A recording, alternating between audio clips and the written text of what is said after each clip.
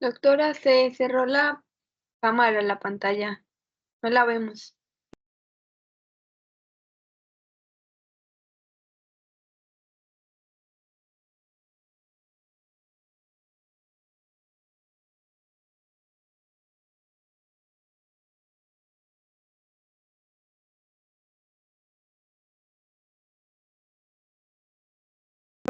Yo creo que fue que le empezaron a grabar, no lo sé. Pero bueno, este, del trabajo final. Bueno, si tienen dudas, me dicen. Tienen hasta el 28 de abril, o sea, todavía bastantes días para hacerlo. Está bastante sencillo, es nada más desarrollar el tema que les tocó. Una hoja, máximo dos, que no incluye portada ni referencias. Eh, y pues bueno, ya están los temas asignados. Cualquier cosa me dicen, ¿sí? Cualquier duda. Y tomando en cuenta la clase de hoy, solo nos quedarían otras dos, porque el 1 de mayo es asueto, creo. Creo que lo tenemos como libre. Pero solo nos quedan esta y otras dos clases. O sea que creo que no nos va a dar tiempo de terminar todo, pero yo me encargo de compartirles, pues ya sea la clase o el material que nos falte para que tengan todos los temas que corresponden a la materia, ¿ok? Vamos a tratar de darnos prisa con la clase de hoy. Em, Denme un segundo para compartirles mi pantalla. Doctora, una pregunta. Me Dime. metí a Brightspace y no me sale la lista de los temas ni los grupos. ¿Me podría indicar dónde está, porfa? Ah, sí, perdón. Es donde ¿quién eres? Daniela. Yo, ¿O quién? Daniela. Sí. Es en el drive que les compartí en la sesión de Teams pasada. Si no, pues todos están anotados. Pienso que sí tienen el drive por ahí, pero si no, se los vuelvo a compartir.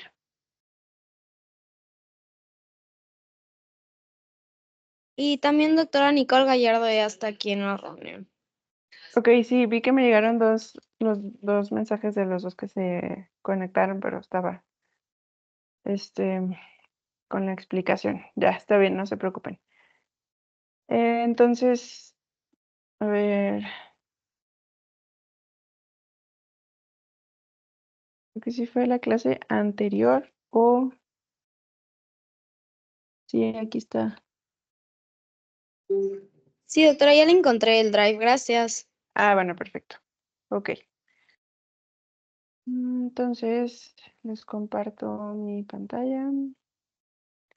Terminamos cardiorrenal y hepatorrenal, ¿cierto?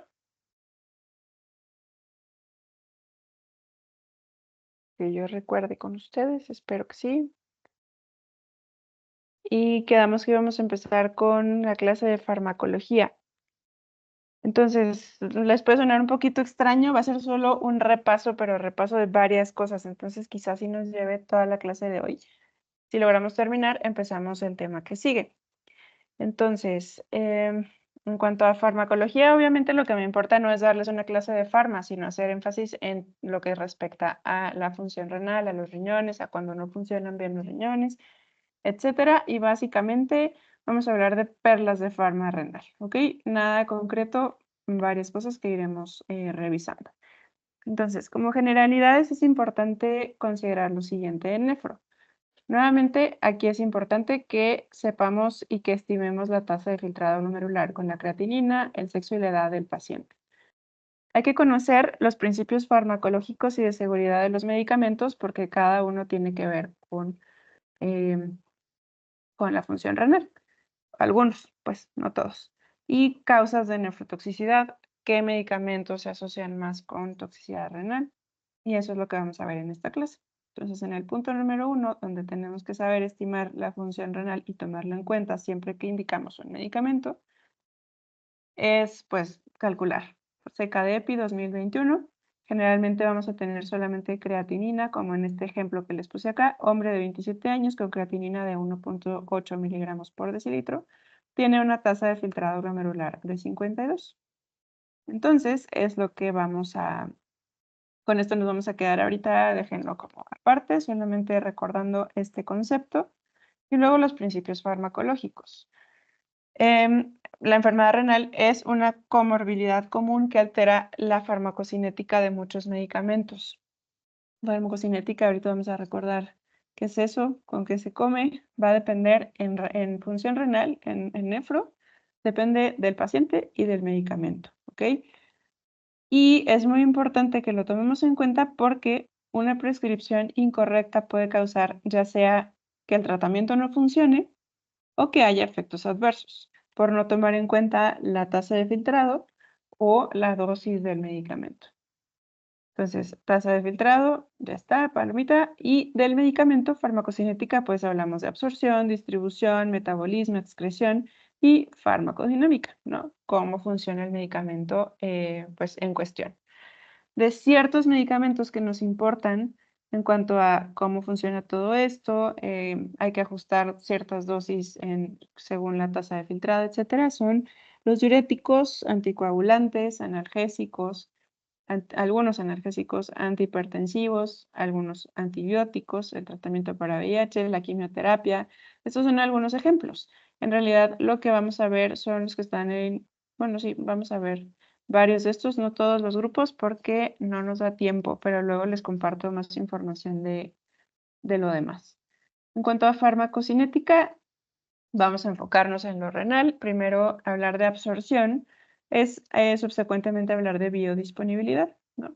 Y algunas complicaciones, sobre todo en enfermedad renal crónica, cuando ya tienen ciertas alteraciones por uremia, etcétera, que pueden afectar a la biodisponibilidad de los medicamentos, es por ejemplo si el paciente tiene gastroparesia, no solo urémica, sino por ejemplo por diabetes.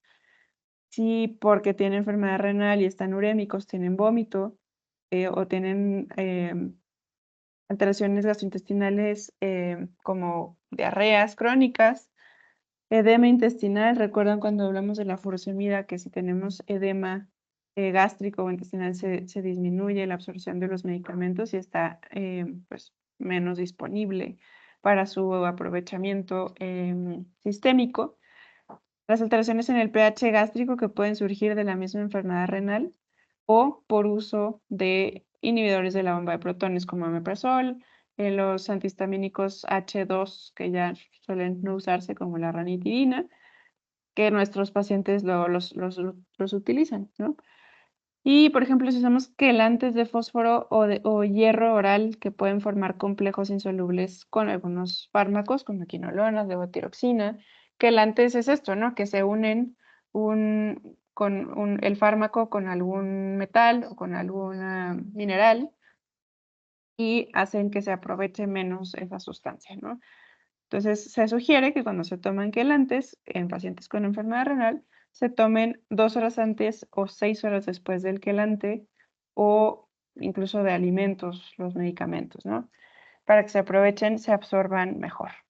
En cuanto a la distribución, pues recordamos que hay compartimentos por todas partes, ¿no? Estamos formados por plasma, agua, grasa, los propios eritrocitos, el espacio intracelular, extracelular, los tejidos, etcétera. Y cualquier medicamento puede, según su volumen de distribución, dirigirse a cualquiera de estos compartimentos. Entonces, el volumen de distribución, que es un concepto farmacológico, nos habla de la disolución calculada y aparente de un fármaco en el cuerpo. ¿Qué tan disuelto está? ¿En qué compartimento se podrá estar repartiendo esa sustancia?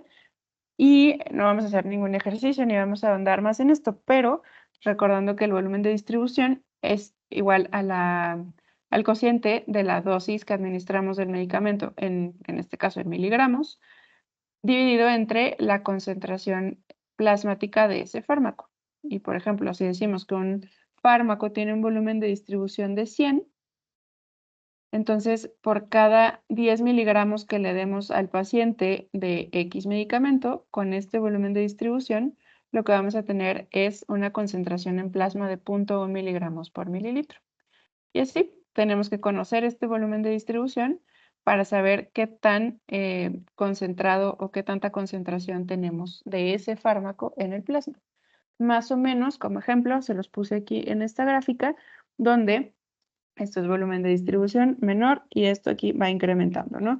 Entonces, un fármaco que tiene un volumen de distribución de 3 litros solamente va a estar distribuido en el espacio intravascular.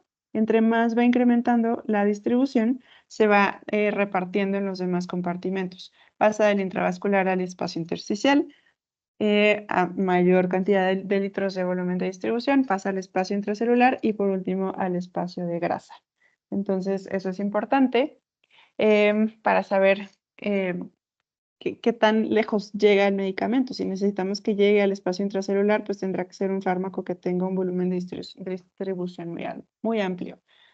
Entonces, va a depender no solo de, bueno, va a depender del tamaño de la molécula, de la unión o no a proteínas de cada fármaco. Solamente los fármacos libres, o sea, los que no circulan unidos a proteínas, son los activos. Entre más unidos a proteínas, menos actividad se tienen que liberar para poder tener acción.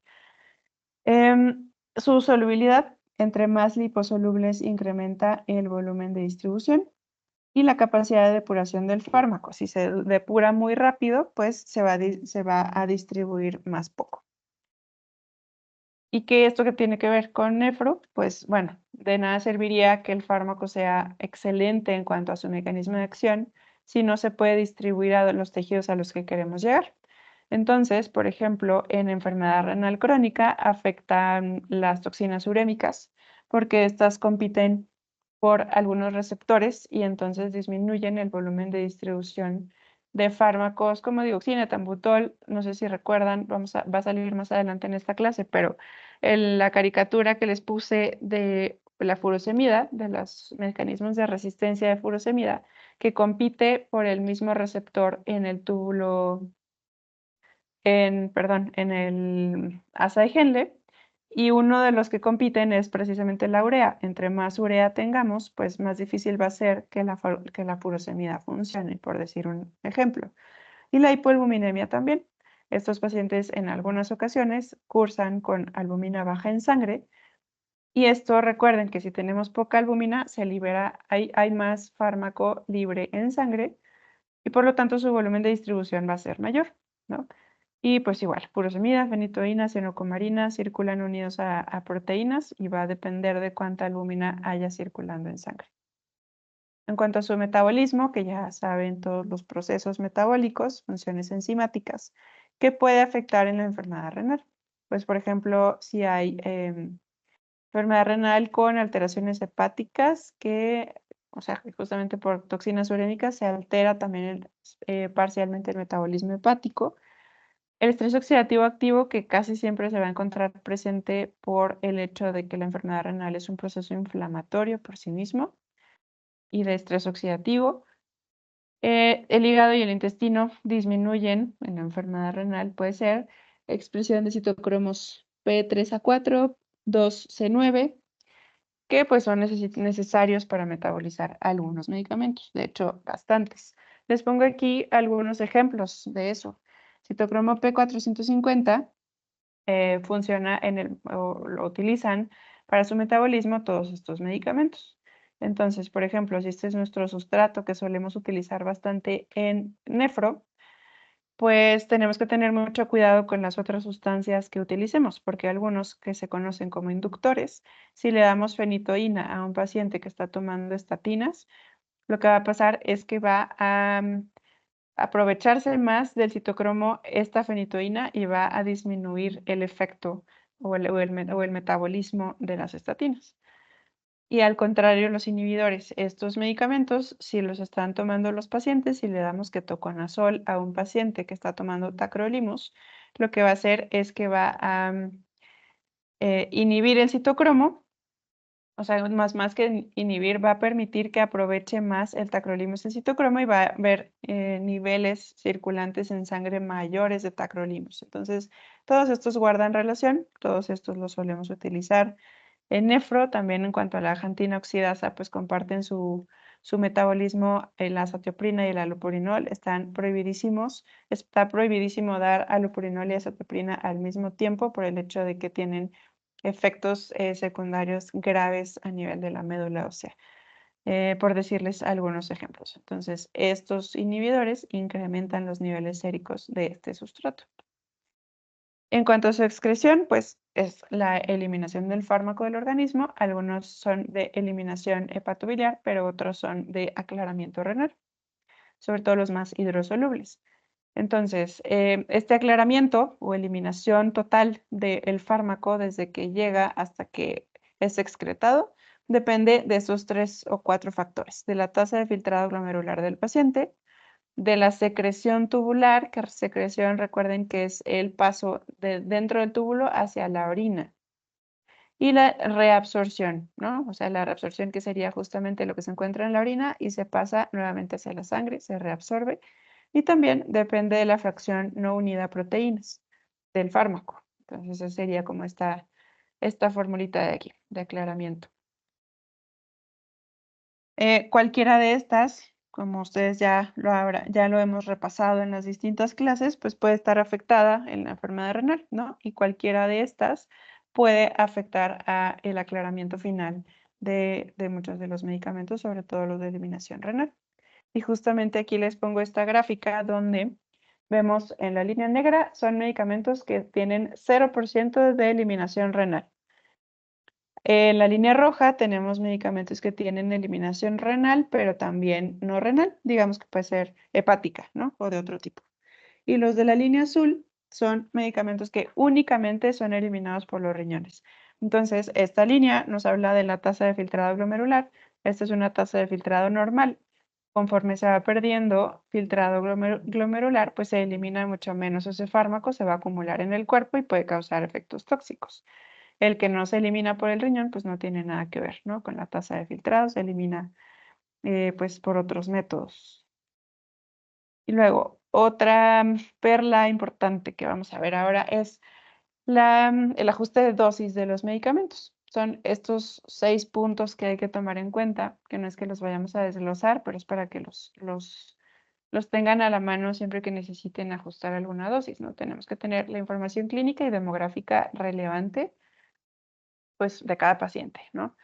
Hay ciertos datos que necesitamos, por ejemplo, incluso para saber qué medicamento dar, qué medicamento no, qué tasa de filtrado tiene según eh, la edad, sexo y creatinina del paciente, revisar cada medicamento, individualizar cada tratamiento, determinar el objetivo de las dosis de cada medicamento. ¿Por qué le vamos a dar 200 miligramos? ¿Por qué le voy a dar 600 miligramos de ibuprofeno si le puedo dar 400?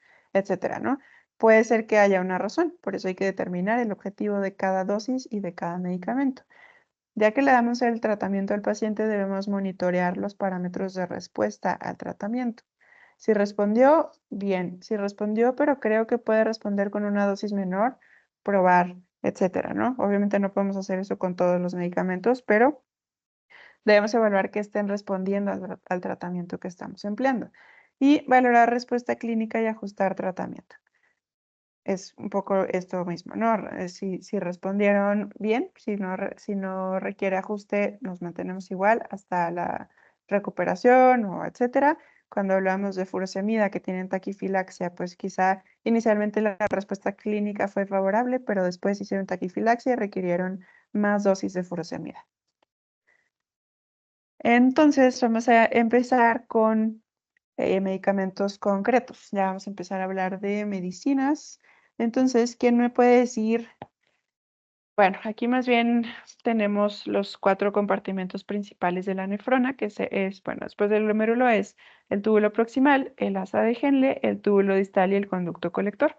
Tenemos aquí sus celulitas, que pues esto lo vimos desde la primera y segunda clases. Son una célula representativa de cada uno de estos compartimentos y digamos que acá tenemos los diferentes diuréticos, ¿no? ¿Quién se sabe o quién me puede decir cualquiera de los números a qué corresponden? ¿Qué tipo o qué grupo de diuréticos son?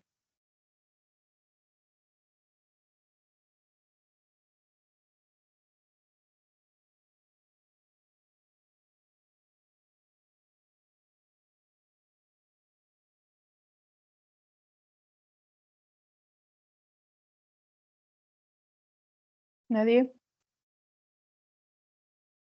Bueno, pues pregunta de examen para que se lo aprendan bien, ¿eh? Bueno, aquí están. Vamos a irlos revisando uno por uno. En el túbulo proximal tenemos dos grupos de diuréticos importantes, que son el que actúa sobre el cotransportador de sodio y glucosa, que son precisamente los inhibidores de sodio-glucosa tipo 2, y el que actúa sobre el cotransportador también de sodio y bicarbonato, que son los inhibidores de la anhidrasa carbónica. Y luego están los diuréticos de asa en el asa de Henle, que actúan sobre el NKCC. En el túbulo contorneado distal sobre el NCC actúan los diuréticos tiacídicos, las tiacidas. Y en el conducto colector tenemos tres grupos diferentes, que dos actúan más o menos similar, que son los antagonistas del receptor mineralocorticoide, que es aquí donde está la aldosterona, y los inhibidores del ENaC, que es este, ¿no? Que es el canal epitelial de sodio que pasa de la orina hacia la sangre. Y por último, los antagonistas de la vasopresina, que actúan aquí bloqueando las acuaporinas que se activan por la vasopresina. Entonces, vamos a ver cada uno de estos, pues está aquí, según sus numeritos, los diferentes grupos de diuréticos y vamos a ir viendo uno por uno. Entonces, en cuanto al túbulo contorneado proximal, nos quedamos aquí en la parte de arriba y nos enfocamos en esta área, transportadores de sodio y bicarbonato, que son los inhibidores de la anhidrasa carbónica. El nombre propio del diurético que conocemos y utilizamos es acetazolamida. ¿Qué es lo que hace la acetazolamida? Disminuye la acción justamente del intercambiador, perdón, no es cotransportador, es intercambiador de sodio y bicarbonato, tipo 3, y aumenta la excreción de bicarbonato en 25 a 30%. O sea que en vez de que se reabsorba bicarbonato, lo va a eliminar. Y también, pues por este hecho, es que envía más sodio a la nefrona distal, o sea que no se va a reabsorber este sodio y se va a quedar acá y va a llegar más sodio a la nefrona distal. Recuerden que la llegada de sodio a la nefrona distal es importante porque activa mecanismos de los vasoreceptores y quimiorreceptores a nivel distal. Pero bueno, a este nivel, pues como es muy proximal, ese sodio se va a lograr reabsorber justamente en el túbulo distal. Uso clínico lo utilizamos cuando hay alcalemia metabólica. O sea, si tenemos exceso de bicarbonato en sangre, a veces podemos utilizar acetazolamida para eliminar el bicarbonato por la orina. Y lo utilizan los oftalmólogos en forma de no, sí, en tabletas para glaucoma. ¿Ok? Solo que tenemos que tener mucho cuidado con estos pacientes que tienen glaucoma y toman una acetazolamida porque justamente pueden hacer acidosis, ¿ok? Acidosis metabólica por la pérdida de bicarbonato. La dosis habitual suele ir de 250 a 500 miligramos por día y justamente es esto, ¿no? Efectos electrolíticos que hay que vigilar. No necesariamente son indicación de suspensión del medicamento, pero debemos vigilarlos. Acidemia metabólica y la hipocalemia profunda por intercambio distal con sodio. O sea, recuerden que este sodio que llega a la nefrona distal, lo que va a hacer es reabsorber el sodio y va a eliminar el potasio. Y nos vamos a quedar con un poquito potasio en la sangre. Luego vamos a un segundo grupo de diuréticos, que en este caso lo vamos a ver como diurético, pero como pueden ver, las funciones la verdad es que son muy amplias de los inhibidores de SGLT2 que actúan sobre el cotransportador de sodio glucosa tipo 2. Sus nombres, las sustancias son la dapagliflozina, empagliflozina, canagliflozina. Aquí les puse dos ejemplos, Jardiance y Forxiga como sus nombres comerciales porque todavía no hay genéricos. Son más nuevos, los pongo importantes porque tienen muchas funciones muy importantes en la medicina actual. Disminuyen, inicialmente pues, se inventaron y se lanzaron al mercado como fármacos antidiabéticos, ¿ok? Para eliminar glucosa por la orina. Entonces, su función a nivel de aquí es bloquear este paso de la glucosa hacia la sangre y por lo tanto se elimina glucosa por la orina, glucosuria. Esto disminuye glucotoxicidad, o sea, el efecto desfavorable de la glucosa en la diabetes. Y entre otros factores benéficos es que disminuye inflamación y disminuye disfunción mitocondrial. causada por la toxicidad por glucosa.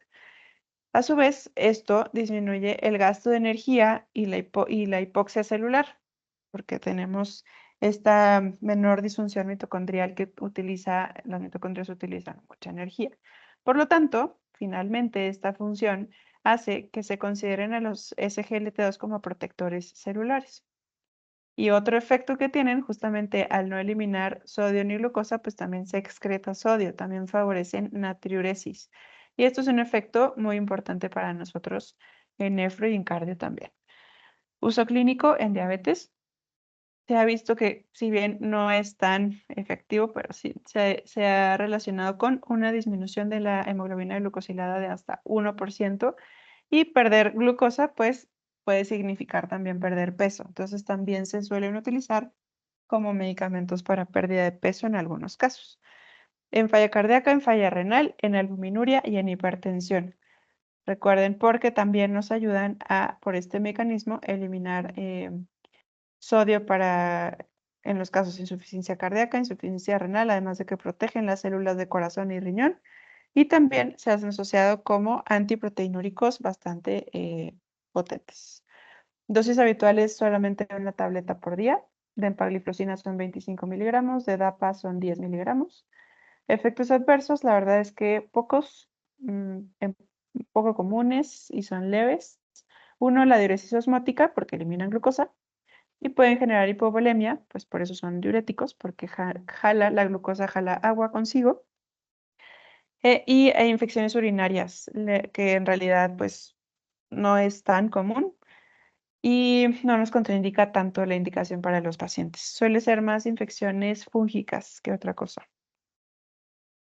Luego están en el asa de Henle, pues los diuréticos de asa, que por esto llevan su nombre, ¿no? En el NKCC, en el cotransportador sodio, potasio 2-cloro, los diuréticos de asa como furosemida y bumetanida, que son los dos que tenemos al menos disponibles aquí en México, que su función es inhibir el NKCC. Al inhibir el NKCC causan natriuresis. Más o menos pueden mandar hacia la orina aproximadamente 30% del sodio filtrado. Y se consideran como diuréticos de techo alto porque se requiere, bueno, según, ¿no? Según el paciente. Aquí, este es un paciente con falla cardíaca, este es un paciente sin falla cardíaca, pero necesitan cierta dosis para alcanzar su efecto. Y a eso se le conoce como efecto techo o dosis techo. Entonces, necesitan cierta dosis un poco alta para su efecto pues, esperado, ¿no? De diuresis. El uso clínico es justamente como diurético inicial en edema, en falla cardíaca, en edema o en sobrecarga hídrica por falla cardíaca congestiva, por enfermedad renal crónica, por síndrome nefrótico, por cirrosis y en hipertensión. También los diuréticos se usan en hipertensión. Y la dosis habitual, recuerden que habíamos comentado antes que depende de cada paciente, de cuánta dosis le funcione a cada quien. Aquí nada más esto de que depende, pues es según el medicamento, porque su biodisponibilidad. Les puse en amarillo los que conocemos en México. La biodisponibilidad de la furosemida es mucho más variable, sobre todo si es vía oral, con respecto a diferencia de la bumetanida, que es casi del 100%, aunque sea vía oral. Entonces tenemos el equivalente de dosis de que 40 miligramos vía oral de furosemida equivalen a 20 miligramos IV de la misma furosemida, porque IV se aprovecha más. Ambos con vida media bastante cortita, entonces por eso es que son medicamentos que vamos a dar varias veces al día en caso de que requiramos un efecto continuado de diuresis. A diferencia de la bumetanida, que 1 miligramo vía oral es lo mismo que dar 1 miligramo intravenoso. Este es el esquemita que les comentaba de los mecanismos de resistencia a diuréticos. No me voy a detener más en esto porque ya lo hemos visto, pero para que recuerden pues, todos los caminos que puede haber en los que se puede disminuir el efecto del diurético. Continuando con estos, tenemos ciertos efectos electrolíticos, ya que perdemos no solamente sodio, sino también potasio y magnesio. Sodio no es tanto, o sea, no le tenemos tanto miedo a la hiponatremia que nos puedan causar los diuréticos de asa como las tiazidas que vamos a ver a continuación. Entonces, efectos adversos, pues es hipovolemia, porque si orinan mucho y no reponemos el líquido en aquellos que lo requieran, pues van a estar hipoperfundidos, hipovolémicos. Pueden causar alcalemia metabólica, al contrario de la acetazolamida. Estos medicamentos lo que van a favorecer es la retención de bicarbonato. Entonces pueden causar alcalemia. Tenemos que tener cuidado si usan dosis altas y continuas de diurético de asa. Y pueden causar hipersensibilidad, aunque la verdad es que es rarísimo, pero por ser derivados de sulfas, los diuréticos de asa, si hay un paciente alérgico a sulfas, debemos tener precaución cuando tomen estos medicamentos. La verdad es que yo no he visto ningún paciente alérgico a sulfas que haya hecho reacción a cualquiera de estos dos, pero los mecanismos hospitalarios reguladores te lo recuerdan todo el tiempo. Y ototoxicidad, que en realidad es muy raro. Se requerirían dosis extraordinariamente altas que nunca damos. Pero, por ejemplo, si lo damos con otros fármacos ototóxicos como los aminoglucósidos, pues quizá entonces sí se puede potenciar más este efecto. Luego están las tiazidas, que actúan ya a nivel del túbulo distal en el NSC, inhibiendo el NSC. Los dos que conocemos o que utilizamos primordialmente son la hidroclorotiazida y la clortalidona, con solamente distinto tiempo de acción, ¿no? Su uso clínico es para hipertensión, solo en aquellos que tienen tasa de filtrado glomerular arriba de 30. ¿Por qué? Porque con menos tasa de filtrado, la verdad es que tienen muchísimo menos efecto a nivel tubular, por lo mismo de la falla renal. Son los fármacos de segunda línea para edema, ven que lo veíamos en la clase de falla cardíaca. En hipercalciuria, nosotros lo solemos utilizar a las tiazidas, porque no solamente tienen este efecto, sino que también causan reabsorción de calcio. Entonces, en vez de que estén tirando mucho calcio por la orina, que esto genera piedras, se devuelve el calcio a la sangre. Entonces, pacientes que tienen litiasis renal por hipercalciuria, les solemos dar tiazidas para eliminar un poquito este calcio elevado en orina. Efectos electrolíticos, esto sí es un poco más importante, la pérdida de sodio, potasio y magnesio, que debemos estar al pendiente de esto para reponerlo en caso necesario o modificar dosis si es que no se pueden reponer o corregir. Entonces, dosis equivalentes, porque así como las ISGLT2, estos también cada uno tiene su propia dosis. Entonces, dar 25 miligramos de hidroclorotiazida equivale a dar 12.5 miligramos de clortalidona. La duración es mucho menor en hidroclorotiazida. Debemos dar mínimo dos dosis por día si es que queremos un efecto continuado. Y la clortalidona normalmente con una dosis por día suele ser suficiente. Y aquí recordar justamente que en enfermedad renal crónica, por falla renal, el efecto dura más. Entonces podemos necesitar dosis menores para estos pacientes. Luego siguen los ahorradores de potasio, que tenemos dos grupos, estos y estos, ¿no? Los antagonistas del receptor mineralocorticoide, que actúa aquí en el receptor de la aldosterona, mineralocorticoide, y los inhibidores del ENaC. Entonces, del receptor mineralocorticoide tenemos la espironolactona, eplerenona, finerenona. Estos son sus nombres comerciales. De espironolactona sí hay genérico, de finerenona no. Es muy nuevo y bastante útil, la verdad. Estos antagonizan los efectos de la aldosterona y una de sus funciones entonces será justo como son ahorradores de potasio, ¿no? En vez de mandar potasio hacia la orina, bloquean este lugar y nos quedamos con el potasio y en relación con el sodio que no es reabsorbido, justamente tenemos efecto de natriuresis. Y los inhibidores del ENaC, que justamente su efecto va a ser muy similar, pero de este lado, ¿no?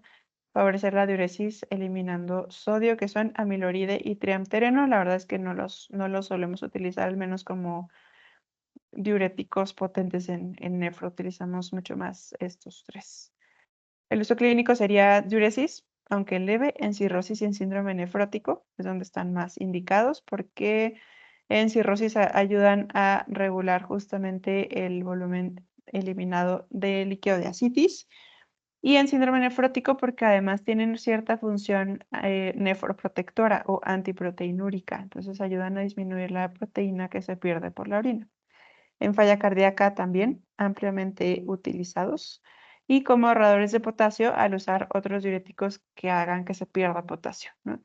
Entonces podemos utilizar ambos. No está contraindicado utilizar distintos grupos de diuréticos al mismo tiempo, pero esto solamente en pacientes que tengan gran resistencia a un solo grupo de diurético.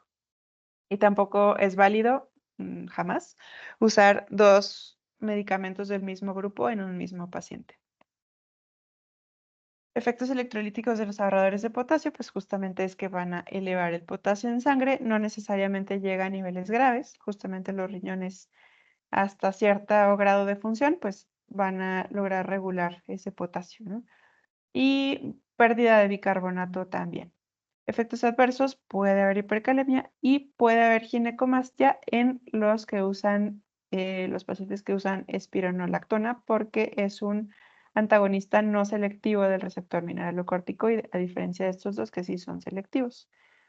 Entonces, como es no selectivo, también tiene efectos sobre otros mineralocorticoides y glucocorticoides. O sea, efecto, digamos, hormonal. Y por último están los antagonistas de la vasopresina, que en realidad pues son de uso bastante específico. Son los baptanos, los famosos baptanos. Uno de los más conocidos es el tolvaptan, que bloquea el receptor de vasopresina 2, o sea, bloquea el efecto de la ADH. Recuerden que el receptor de vasopresina 2 se encuentra en el lado luminal, o sea, del lado de la orina. Pero bueno, la ADH o la ABP que actúa aquí va a abrir el canal de acuaporinas y justamente estos fármacos lo que van a hacer es volver a cerrar ese canal, ¿no? ¿Qué es lo que va a hacer? Si esta acuaporina lo que hace es pasar agua de la orina a la sangre, pues lo que van a hacer estos fármacos es que orinemos pura agua. Estos sí no pierden nada de electrolitos, solamente causan acuaresis. Entonces, por el hecho de que solamente perdemos agua libre, se utilizan en pacientes con hiponatremia hipervolémica para perder esa cantidad de volumen y regularizar el sodio sérico. Igual se pueden utilizar en SIAD, en secreción inapropiada de ADH, pero lo habíamos comentado antes, son caros, tienen efectos muy potentes y son difíciles de controlar. Si nos pasamos de dosis, puede el paciente tener efectos adversos importantes de, justamente les pongo acá, sobrecorrección de sodio. Los efectos electrolíticos, además del sodio, va a ser que pueden incrementar el potasio y disminuir el bicarbonato en sangre. Y otros efectos adversos es que incrementa la ALT, o sea, modifica un poquito las pruebas de función hepática. Incrementa la ALT más que la AST, que la bilirrubina, pero puede afectar cualquiera de estos. Ahora vamos a los antihipertensivos. Yo les preguntaría, ¿qué antihipertensivos conocen? Por grupo, por nombre, por marca, lo que sea.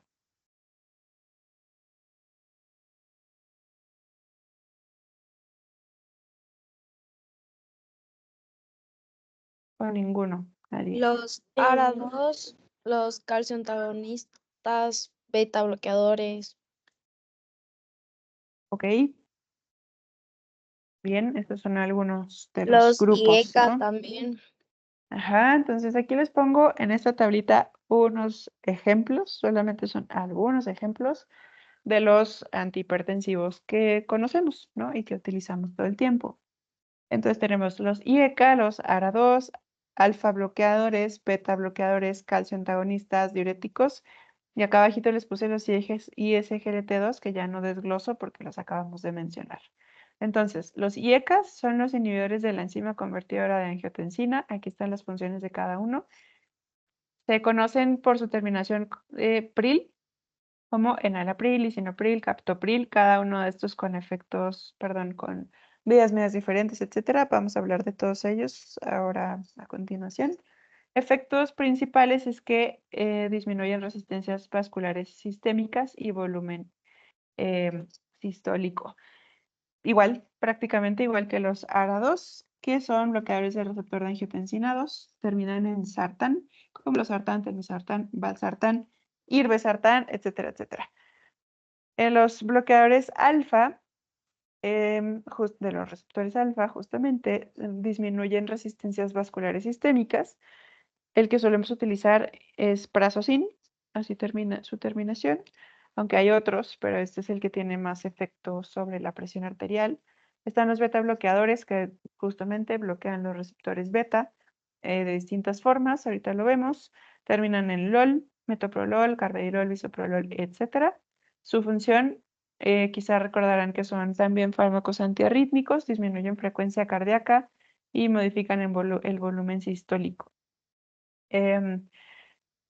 Los calciantagonistas, bloqueantes de canales de calcio, terminan, al menos vamos a mencionar solamente estos, que los dihidropiridínicos, que son los que terminan en dipino, como amlodipino y nifedipino, que también disminuyen resistencias vasculares sistémicas. Al disminuir resistencias, pues disminuye la presión. Y los diuréticos, pues por causar diuresis, disminuyen el volumen sanguíneo y pues son los que ya comentamos. Entonces, empezando por el primer grupo, que son los IECAS y los ARA2, pues son pilar en el tratamiento de la hipertensión, sobre todo en enfermedad renal. Entonces, como ya han escuchado en las clases anteriores, los utilizamos bastante nosotros, ¿no? No solo por su efecto antihipertensivo, pero pues la hipertensión es uno de las patologías o comorbilidades más prevalentes en nuestros pacientes. Ambos de estos grupos, entonces, de estos medicamentos, bloquean la secreción de la aldosterona. Por lo tanto, disminuyen resistencias vasculares periféricas. Y el hecho de que también haya dilatación de la arteriola eferente glomerular, o sea, estas resistencias también disminuyen en la arteriola eferente. Y esto es lo que hace que se consideren nefroprotectores, ¿no? O renoprotectores, ya que disminuyen la presión intraglomerular. Su uso clínico es en hipertensión arterial, sobre todo en enfermedad renal crónica. Se ha visto que los IECAS disminuyen hasta 28% la mortalidad, disminuyen la progresión de enfermedad renal crónica y hasta 18% los eventos adversos cardiovasculares. Y los ARA2 disminuyen hasta 30% la progresión de enfermedad renal y hasta 24% los eventos cardiovasculares. También se utilizan en diabetes, sobre todo los ARA2, que justamente en diabetes como nefroprotectores para disminuir la progresión a enfermedad renal crónica terminal, y también se ha visto que mejoran o disminuyen la mortalidad. Y en albuminuria, la indicación sería que en caso de que los pacientes tengan un índice de albuminuria creatinuria mayor a 30 miligramos por gramo en diabetes tipo 2, o si no tienen diabetes, cuando están arriba de 300, está indicado, aunque no sean hipertensos, siempre y cuando su presión arterial tolere estas dosis, se pueden iniciar. Incluso estos podemos empezar con mitades, ¿no? Media tableta de cada uno. Y aquí les pongo justamente la dosis más bajita que podemos darles de cada uno de ellos, es la que les pongo aquí. Dosis media, que es más o menos lo que les damos, o sea, entre esta de acá y esta columna, es lo que suelen utilizar los pacientes, pero dosis máxima, pues es la que les pongo acá, ¿no?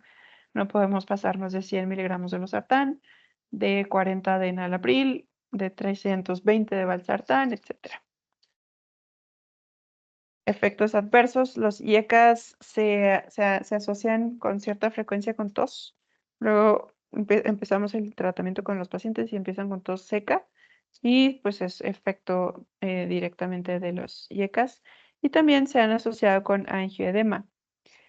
En poco porcentaje, 0.68% de los casos, angioedema sin urticaria y que se ha asociado a la disminución de la degradación de bradicininas. Y ambos, de hecho, pues aquí les pongo nuevamente la leyenda, está prohibido dar dos fármacos del mismo grupo, también en este caso, porque se asocian con hipercalemia, sobre todo en pacientes con falla renal o que orinan poco o que no orinan, y con incremento de creatinina.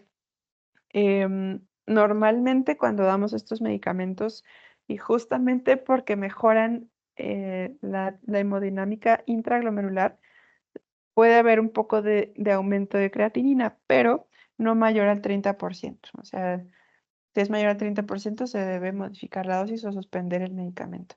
Y también son fármacos teratógenos. Luego tenemos los beta bloqueadores. No sé si ya han visto esto en cardio, pero tenemos fármacos beta bloqueadores selectivos y no selectivos. Los selectivos son los que tienen más efecto directamente cardíaco o sobre la función de ritmo miocárdico, bueno, del corazón, que son atenolol, bisoprolol, metoprolol, nebivolol. Tanto atenolol como bisoprolol tienen eliminación renal, por lo tanto, en enfermos renales crónicos necesitamos dar menos dosis porque su vida media es más prolongada. Nebivolol causa vasodilatación dependiente de óxido nítrico. Y si nos vamos a los no selectivos, justamente son los que tienen efecto sistémico, alfa, beta 1 y beta 2, que son como carvedilol y la betalol, causan vasodilatación. Y por ejemplo, carvedilol puede disminuir las resistencias vasculares renales, mejorar el flujo sanguíneo renal y la tasa de filtrado glomerular. O sea, también pueden considerarse hasta cierto punto como nefroprotectores, ¿no? Que ayudan a mejorar la hemodinámica intrarrenal. Y efectos adversos son que pueden causar hipercalemia a niveles más bien más proximales, casi de túbulo proximal. Enmascaran crisis de hipoglucemia en pacientes con diabetes, sobre todo porque pues, la hipoglucemia, uno de sus efectos es taquicardia, etcétera. Entonces, si estos fármacos evitan que el paciente se taquicardice, pues no podemos no darnos cuenta de los efectos adversos. Pueden dar justamente bradicardia, depresión y aumento de peso. Solo les dejo aquí las dosis recomendadas de cada uno, bueno, de algunos de ellos. Atenolol, 25 a 100 miligramos. Pero aquí les dejo esto, ¿no? De que si la tasa de filtrado glomerular es bajita, esta es la dosis máxima que podemos dar. Si es menor a 15, máximo 25 miligramos. Y así con cada uno, ¿no? Bisoprolol 2.5 a 5 cada día, máximo 20 miligramos por día. Pero máximo 10 si su tasa de filtrado glomerular es bajita. Metoprolol no importa en cuanto a la tasa de filtrado y lo usamos bastante. Y nebivolol también, la dosis debe variar según la tasa de filtrado glomerular. Carvedilol generalmente no.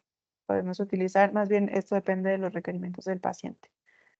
Y como suelen ser fármacos que utilizamos en falla cardíaca, también depende mucho de eso, ¿no? Del requerimiento por la función cardíaca.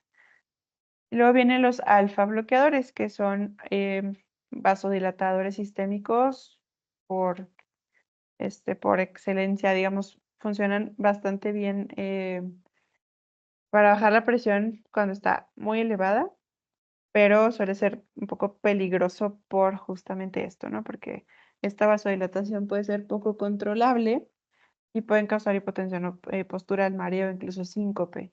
El conocido es Prazosin o Prazosina, que esta es la marca Minipress. Viene de 1 miligramo, 2 miligramos y la dosis va de 1 o 2 miligramos hasta 20 miligramos por día. Su efecto por su vida media, más bien su vida media es cortita, entonces se deben dar con mucha frecuencia durante el día, pero con mucho cuidado también porque bajan mucho la presión. Estos medicamentos no requieren ajuste renal y se pueden dar en cualquier grado de daño renal. Y está luego la metildopa, que no sé si les suene, pero es el alfa bloqueador que utilizamos, que tiene acción central, más que vasodilatación periférica, que se usa en hipertensión en el embarazo. Lo vamos a ver cuando veamos hipertensión del embarazo, pero es uno de los pocos fármacos que podemos darles a las mujeres embarazadas cuando tienen hipertensión o preeclampsia. Calcio antagonistas, nifedipino y amlodipino es de los que hablaremos. funcionan inhibiendo los canales tipo L de calcio. Son vasodilatadores también, potentes, no requieren ajuste renal. Estas son las dosis que solemos dar. La vida media del amlodipino es mucho más prolongada que la de nifedipino. Esto suele ser una dosis diaria y este puede ser hasta 3 dosis al día. Efectos adversos, edema periférico, y se los pongo aquí en negrito porque el edema sí es un efecto que suelen tener estos fármacos en algunos pacientes. Entonces, ni modo, si presentan edema con estos medicamentos, lo ideal es cambiar de grupo de fármaco. También pueden dar cefalea, flushing por lo mismo, porque son vasodilatadores potentes y pueden causar vasodilatación también a nivel intracraneal. Estreñimiento, hiperplasia gingival, que depende de la dosis, pero también lo vemos. Y luego están los antagonistas del receptor mineralocorticoide, que ya habíamos visto que tienen función sobre la diuresis, aunque leve, y antiproteinúricos, pero también sirven como en pacientes con hipertensión resistente. Y pues aparte de su función sobre la falla cardíaca, ¿no? Que disminuyen mortalidad. Riesgo o efectos adversos, pues ya habíamos dicho, la hipercalemia, especialmente en enfermos renales. Esta es la dosis de espironolactona que podemos utilizar desde 25 o incluso 12.5 miligramos hasta 100, pero siempre vigilando el potasio. Y abajo de 45 de tasa de filtrado, o si tienen potasio basal mayor a 4.5, hay que pensárnosla 2 veces o vigilar estrechamente estos valores en los pacientes que tengan espironolactona. Luego los SGLT2 se los pongo otra vez, pero para hablar de su efecto sobre la presión. Disminución sostenida de la presión arterial sistólica disminuye en 3 a 6 milímetros de mercurio, diastólica 1 a 2 milímetros de mercurio. Estos son sus efectos, hasta ya lo conocían, natriuresis, pero además actúan sobre, por su efecto diurético, contracción del volumen intravascular y por eso ayudan a mejorar la presión. Además de que por sus efectos antiinflamatorios, etcétera, ayudan a disminuir la rigidez de las arterias y mejoran la función endotelial. Estas son las dosis. Se pueden dar hasta en aquellos pacientes que tengan tasa de filtrado arriba de 20, no, bueno, o si tienen menos de 20 mililitros por minuto, solamente si antes de llegar a este valor ya utilizaban el medicamento. Aquí les dejo indicaciones específicas de los distintos grupos de antihipertensivos. Yo les puse el puntito rojo en lo que más me importa, que es lo renal, pero pues para que sepan que, por ejemplo, en falla cardíaca, además de IECAS, ARAS, ARMs, diuréticos, beta bloqueadores, todos estos son medicamentos de primera línea en falla cardíaca y todos ellos bajan la presión. Muchos de ellos causan diuresis, entonces bastante buen kit de antihipertensivos tenemos para falla cardíaca. Después de un infarto, estos son los que nos sugieren. Fibrilación auricular, pues más bien los antiarrítmicos. Estos en diabetes, en enfermedad renal con proteinuria, IECAS, ARAS y también los antagonistas del receptor mineralocorticoide se podrían utilizar, pero con cuidado con el potasio. Sobrecarga, obviamente, los diuréticos de cualquier tipo. Y en este cuadrito lo que les pongo es el orden en que preferimos los medicamentos en enfermedad renal crónica propiamente. Entonces, primera línea, IECAS y ARAS. Segunda línea o segunda opción, los calcioantagonistas dihidropiridínicos o los diuréticos. Tercera opción, diuréticos antes que calcioantagonistas. Y cuarta opción, los bloqueantes del receptor de mineralocorticoides por el efecto sobre el potasio. Ahora vamos a hablar de los AINES, los antiinflamatorios no esteroideos. ¿Cuáles conocen?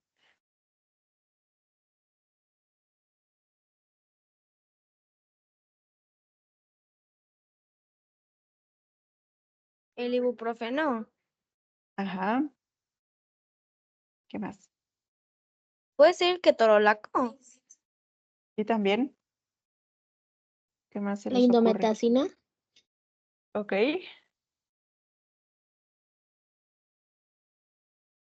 Pues casi que todos los que se parezcan a esos nombres, ¿no?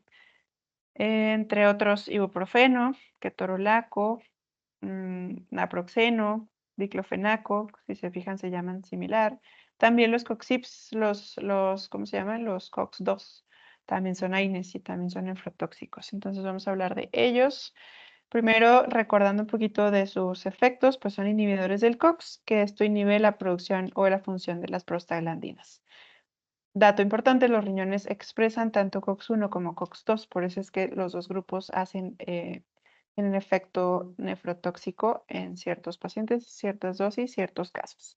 Entonces, el efecto de las prostaglandinas, este es el efecto normal, ¿no?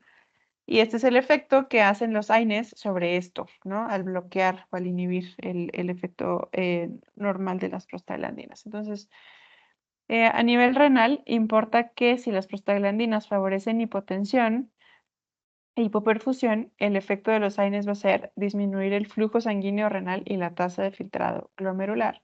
Más bien porque estos causan vasodilatación. Al bloquearse, pues la vasoconstricción va a generar este efecto. Las prostaglandinas, la E2 inhibe la NKCC y por lo tanto puede favorecer natriuresis. Pero si bloqueamos este efecto, no vamos a tener ese efecto de natriuresis, vamos a retener sodio, edema, hipertensión. Todos estos son efectos de los AINES. En hipovolemia, la prostaglandina E2 incrementa la renina. Esto puede aumentar el potasio y también la TA, y pues la retención de líquidos. En este caso, si bloqueamos este efecto de excreción de potasio, pues lo que vamos a tener es retención de potasio y pueden favorecer hipercalemia. La prostaglandina E2 disminuye la expresión de acuaporinas. Si bloqueamos esto, podemos tener secreción inapropiada de ADH.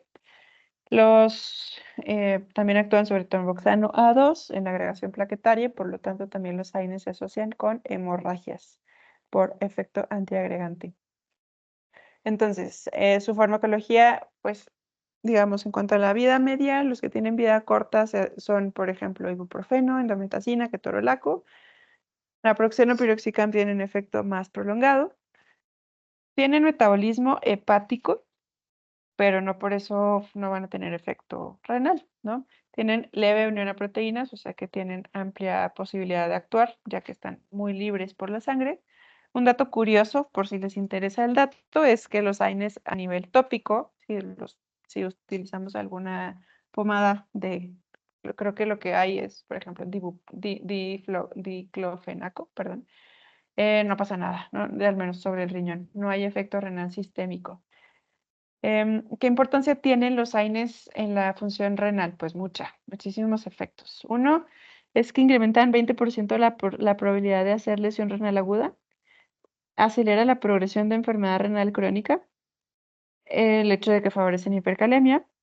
La lesión renal aguda ocurre por la vasoconstricción renal y más si se combinan con otros fármacos que puedan tener efecto también sobre las arteriolas renales, ¿no? Diuréticos en el caso de que causen hipoperfusión, los inhibidores del sistema renina-angiotensina.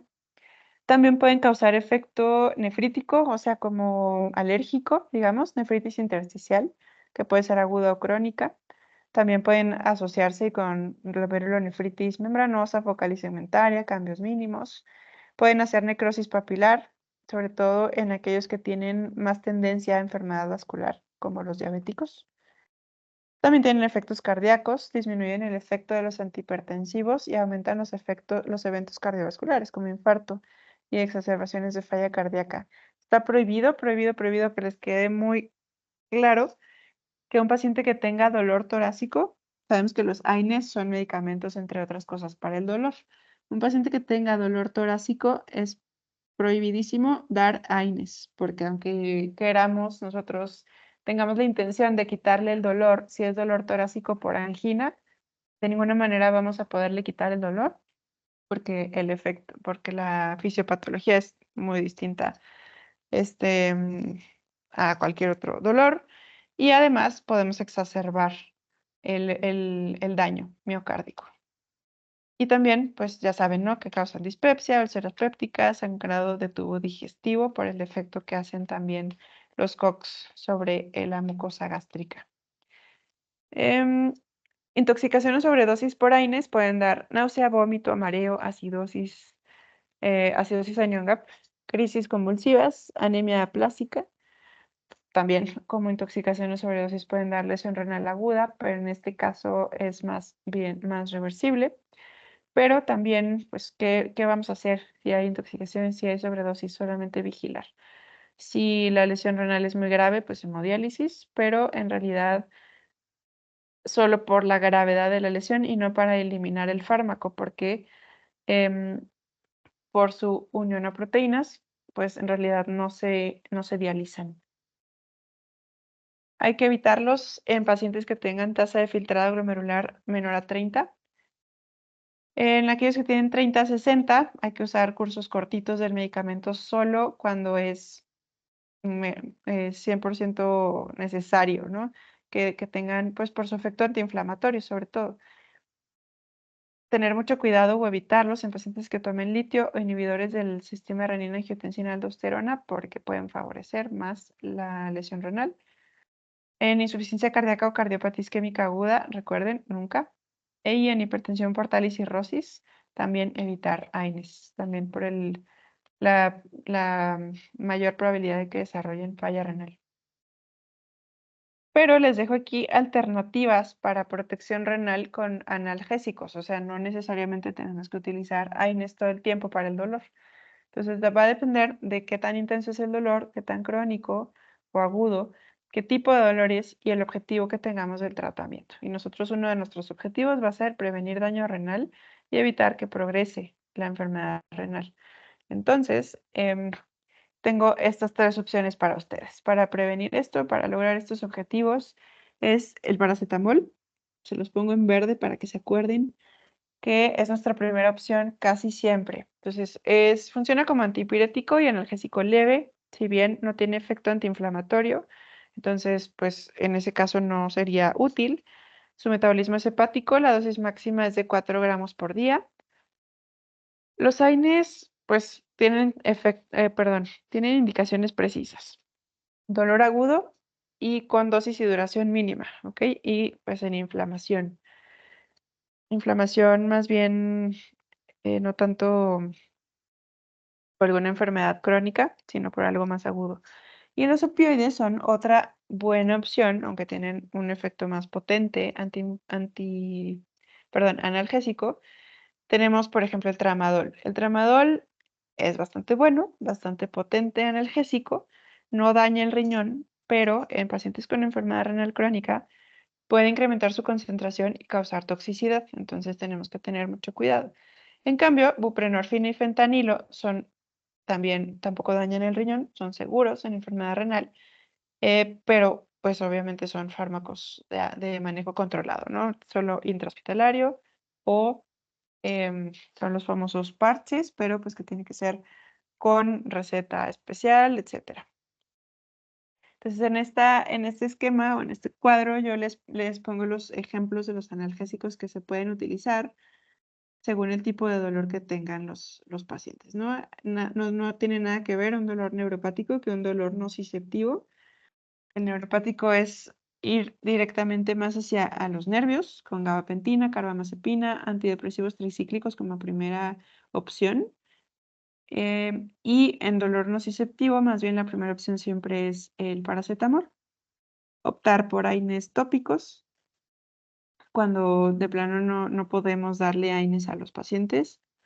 Y ya, pues ir siguiendo el algoritmo, ¿no? Ya estos son, pues, analgésicos más potentes que está fuera de nuestras manos indicar. Ahora vamos a hablar de antibióticos en cuanto a la función renal. Seguro conocen varios de ellos. Ahorita vamos a irlos mencionando. Puntos importantes en cuanto a lo renal. Los pacientes con enfermedad renal son más susceptibles a infecciones. Su respuesta inmune está alterada. Así que suelen requerir bastantes diuréticos en la vida. Algunos antibióticos. Algunos antibióticos tienen eliminación renal, entonces requieren ajuste de dosis. Otros son más hidrosolubles y pueden ser dializados. Por lo tanto, si le damos una dosis de antibiótico a un paciente en diálisis, tiene que ser después de la diálisis para que no se elimine durante el tratamiento. Debemos vigilar la dosis indicada, ajustar según la tasa de filtrado, evitar varios nefrotóxicos a la vez, hidratar bien al paciente, obviamente solo si aún orinan, si no, no. Para consultar qué dosis por taza de filtrado glomerular le toca a cada paciente, les pongo estos 3 ejemplos de dónde podemos encontrar qué dosis les toca. En UpToDate pueden encontrar cada uno de los antibióticos y la dosis que le toca a los pacientes según la taza de filtrado. También en la guía Sanford y en las fichas técnicas de los medicamentos a veces dice. Solo que hay que tener cuidado con lo que les pongo abajo porque algunos sugieren ajustes, cualquiera de estos, sobre todo las fichas técnicas, sugieren ajuste de dosis basados en aclaramiento de creatinina, que eso no es lo mismo que la tasa de filtrado glomerular. Es un aproximado, pero no es lo mismo. Quería que hiciéramos este ejercicio para que vean cómo es que se debe ajustar un medicamento. Entonces, en este ejemplo les pongo que el meropenem, esta es la tabla que saqué de UpToDate de meropenem, que nos dice la dosis que le corresponde al paciente según la tasa de filtrado. Si este paciente era nuestro paciente del inicio de la clase, tiene 52 mililitros por minuto de tasa de filtrado, lo que tenemos que hacer es irnos a la tabla que nos dice que el aclaramiento, bueno, en este caso, como les decía, habla de aclaramiento de creatinina, pero usamos el mismo valor. Tasa de filtrado de 52, por lo tanto, ¿qué dosis le tocaría al paciente de meropenem si la tasa de filtrado está en 52? No requiere ajuste, ¿ok? Y normalmente le toca 1 miligramo cada 8 horas. Perdón, 1 gramo. Ahora, los antibióticos, el efecto y la farmacodinámica de los antibióticos depende algunos de la dosis y algunos del tiempo. Entonces, alguno depende más de qué concentración haya en sangre y otros más de cuánto tiempo se encuentren en la sangre, aunque su dosis no sea tan alta. ¿Y esto para qué nos sirve? Bueno, en parte para saber algunas clases de antibióticos, qué tipo de perfil farmacodinámico tienen. Y esto porque nos ayuda a saber qué ajustes vamos a tener que hacer cuando tengan daño renal. Entonces, en caso de que tengan daño renal, ya sea agudo o crónico, y son antibióticos tiempo dependientes, es que tenemos que hacer énfasis en que el tiempo no se modifique, mantener el mismo intervalo de tiempo. Lo que tenemos que hacer es disminuir la dosis. El objetivo es que se mantenga en un mayor concentración mínima inhibitoria. Cuando son concentración dependientes, lo que necesitamos es que la dosis se mantenga, o sea, que sea suficientemente alta, y lo que hacemos es darlo en intervalos más prolongados. En vez de cada 8, se lo damos cada 12 horas, por ejemplo. El objetivo sería mantener la concentración máxima para lograr la eficacia. En algunos casos habrá que tener, considerar ambos criterios para hacer el ajuste de las dosis. Entonces vamos a ver algunos grupos. Beta-lactámicos, pues los conocen seguramente. Estos son tiempo dependientes y en enfermedad renal su vida media se prolonga. Su unión a proteínas está disminuida, se eliminan más lento y por lo tanto lo que tenemos que hacer es mantener el mismo intervalo de dosis, pero disminuir la dosis. O sea, en vez de 100 miligramos, 80 miligramos, por decir algo. Toxicidad por sobredosis pueden causar confusión, mioclonías, convulsiones y en enfermedad renal, el imipenem sobre todo se asocia con cualquiera de estos, a veces crisis convulsivas incluso. Entonces pueden tener efectos tóxicos en enfermos renales. Estos son los 3 grupos de beta-lactámicos, efectos adversos, diarrea, náusea, vómito. Y obviamente considerar siempre la resistencia. Les pongo aquí, este dibujito va a ser importante que lo vean porque nos habla, bueno, yo se los quise poner como para darnos una idea de qué tan nefrotóxicos pueden llegar a ser. Estos, digamos que es un término medio. La vancomicina es muy nefrotóxico. Es un glucopéptido contra gram positivos. Su eliminación es renal. Casi el 90% de lo que ingresa se excreta sin haberse modificado. Su farmacodinámica es predominantemente en cuanto a concentración. Entonces, este fármaco nosotros necesitamos medirlo en sangre para evaluar si la dosis administrada es correcta. Y tenemos esa forma de medirlo en el laboratorio, niveles de vancomicina en sangre. Es nefrotóxico a concentraciones mayores de 15 a 20 miligramos por litro. Entonces, siempre tenemos que estar seguros de que no nos encontramos por arriba de esto, porque aún cualquier paciente sano con dosis más altas puede hacer lesión renal. O también si se combina con otros nefrotóxicos como piperacilina tazobactam, gentamicina, entre otros. Linezolid, como pueden ver, cero nefrotóxico, no tiene eliminación renal, no requiere ajuste de dosis, generalmente también se usa en gram positivos. Estos son algunos de los usos recomendados actualmente, ya como de bacterias más resistentes. Aminoglucósidos también muy nefrotóxicos. Amikacina y gentamicina, pues tienen muchos usos, eso sí, pero son bastante nefrotóxicos y ototóxicos. Son concentración dependientes. Entonces, en casos de falla renal o según la función renal, lo que se ha optado por hacer es que demos dosis altas, pero dejar tiempo entre una dosis y otra como tiempo prolongado, ¿no? Para limitar la toxicidad. Y además se conoce que tienen esto que se llama efecto post-antibiótico, que aun ya que no hay niveles en sangre detectables, de todos modos sigue actuando el medicamento. Entonces, debemos ser muy cuidadosos con las dosis que le damos a los pacientes para evitar toxicidad y también requerirían ajuste de dosis. Quinolonas también tienen cierto efecto nefrotóxico, los levofloxacino, etcétera. Tienen alta biodisponibilidad, alta penetración a tejidos, se utilizan bastante. Farmacodinámica también son concentración dependientes, su eliminación es renal, así que requerirán cierto ajuste de dosis. Creo que solamente moxifloxacino no requiere ajustes para evitar toxicidad. Y les pongo de este lado la toxicidad, digamos, como general, ¿no? Sistémica, que pueden causar.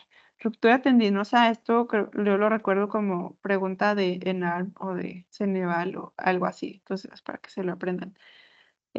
Ruptura tendinosa, neuropatía periférica y central, delirium, prolongación del QT, entonces hay que tener cuidado con estos fármacos en relación con esto.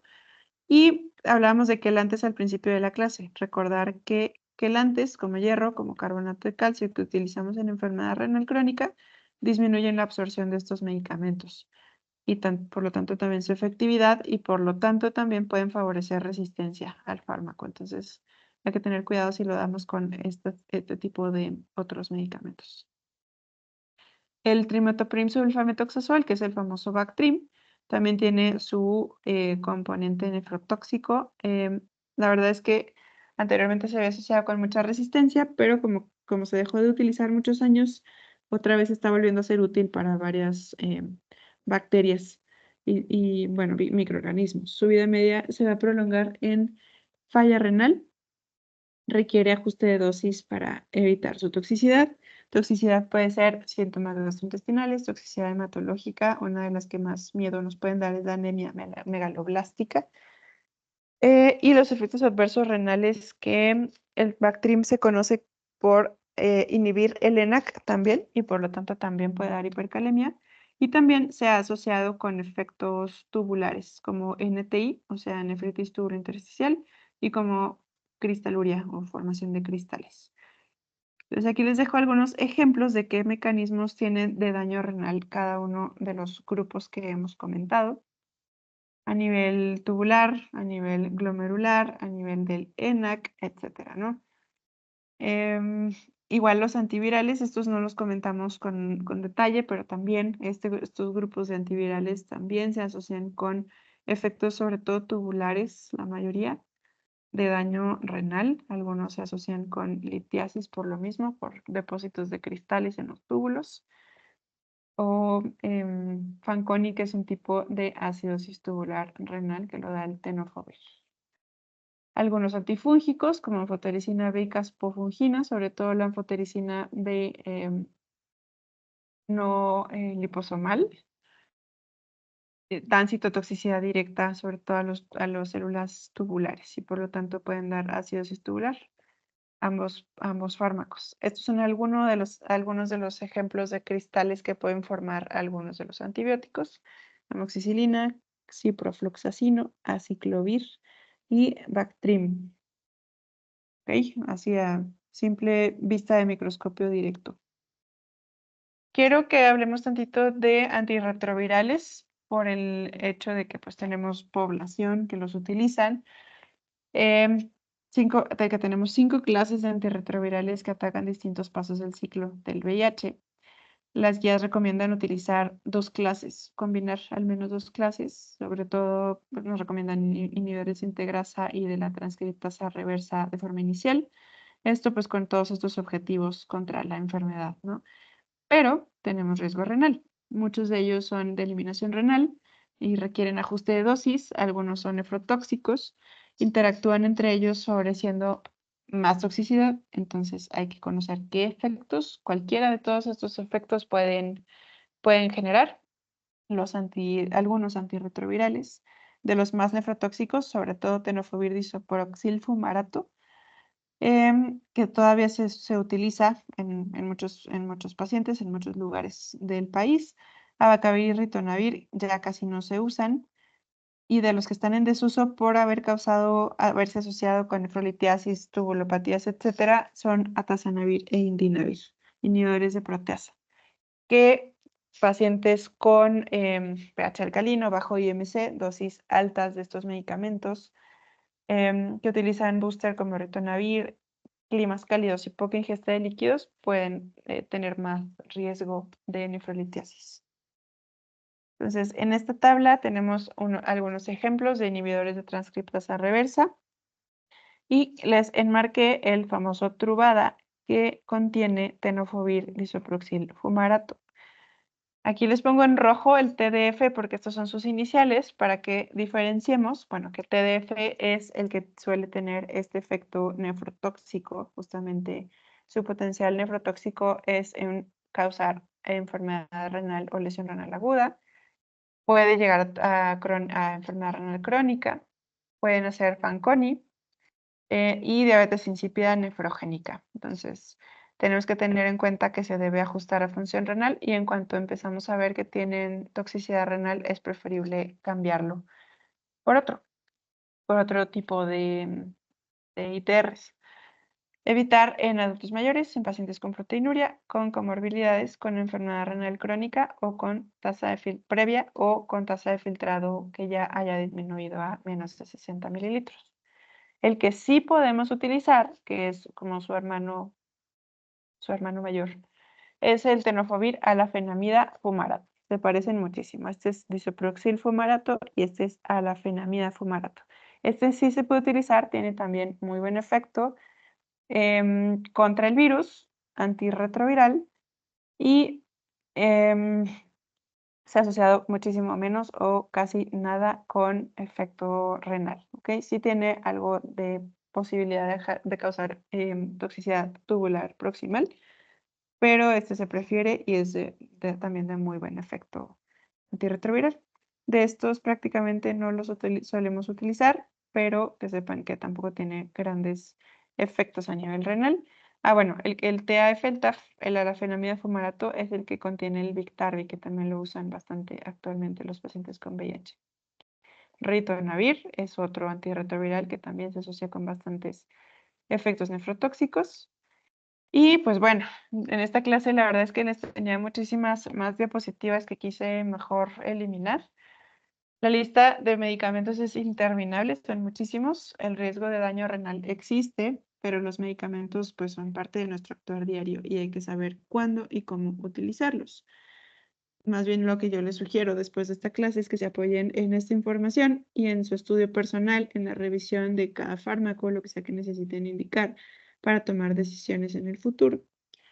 Y con respecto a esta clase, les compartí las diapositivas, pero que no les había dicho, ahí en los archivos de Teams. Entonces, si necesitan hacer cualquier repaso de esta clase, ya la tienen ahí en PDF en los archivos de Teams con otros fármacos. Justamente las diapositivas que no les di en la clase de hoy se encuentran ahí, que hablo de quimioterapias y de anticoagulantes también, como para que por si quieren complementar la información.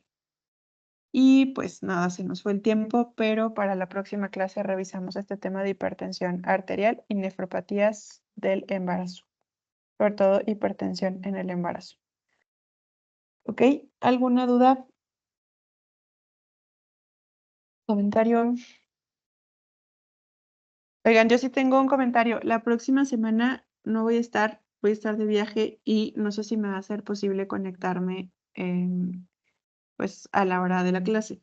Entonces, si no me puedo conectar, yo me comprometo a dejarles la clase, esta clase de hipertensión grabada para que la puedan revisar y ya cualquier cosa, duda que tengan, me pueden escribir con toda confianza. Y también si tienen dudas con respecto a su trabajo o lo que sea, me dicen, ¿ok? Bueno, Doctora, yo quería preguntar cuándo es la fecha límite para entregar el proyecto final. es el 28 de abril, Ok, creo que es gracias. domingo. Y de nada. Ahí tienen en su drive justo la fecha y los requisitos para entregarlo. Ya cualquier cosa me dicen, ¿ok? Bueno, pues si no hay más comentarios, nos vemos entonces en 2 semanas. No Ok, olviden doctora. revisar la clase de la próxima semana. Listo, doc. Bonita noche, bonita semana. Igualmente, descansen, bye.